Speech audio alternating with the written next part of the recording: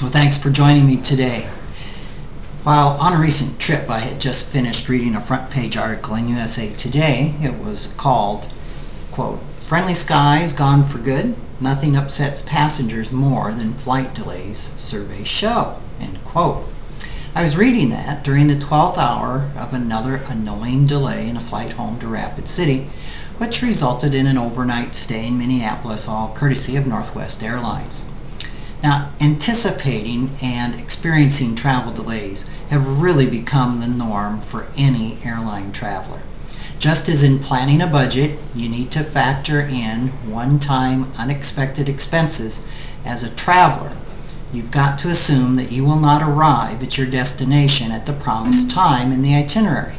In fact, the statistical probability that a flight to or from Rapid City with one stop in Denver, Salt Lake City, Minneapolis, or Chicago will get you to your destination on time is around 40%. Now that's not very good odds.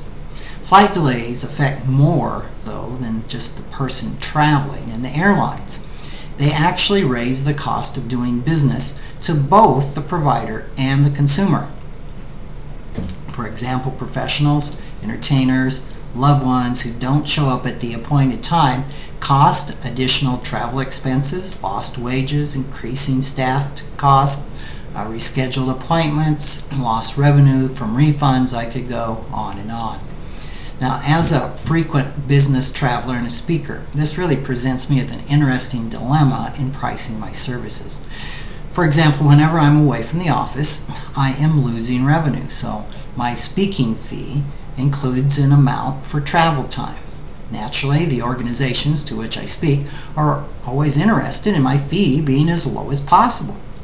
Keeping my travel time and my days out of the office to a minimum means booking either the last flight out of Rapid City the day before a morning speech or the first flight in the morning on the day of my presentation. As any savvy traveler knows, if you want to have the highest chances of arriving at your destination on the same day of travel, you should not leave on the last possible flight that will get you to your event on time.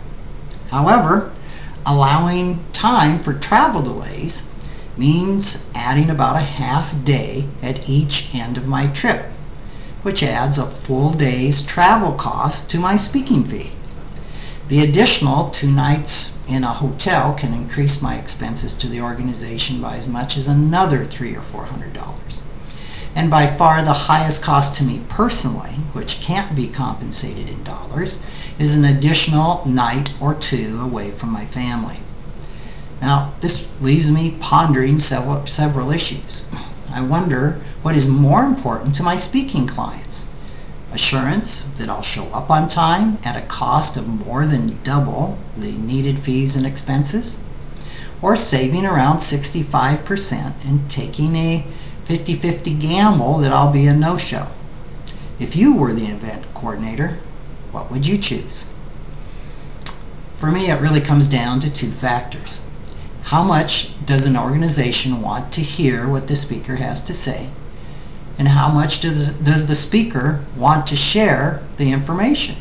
For example, if I'm passionate about my message or believe the group I address may result in benefits like additional book sales or new clients that exceed the speaking fees, then I may be willing to absorb all the risk of travel delays myself. If there's no additional benefit in my speaking appearance other than the fee, and I'm not evangelistic about my message, then it will be up to the organization to determine how badly they would want me as a speaker. Certainly, the higher cost will limit the number of audiences that I'll be able they'll be able to afford my services.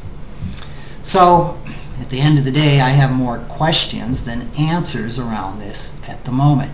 But it's time to shut down. Well, at last, we'll be landing shortly. Thanks for joining me.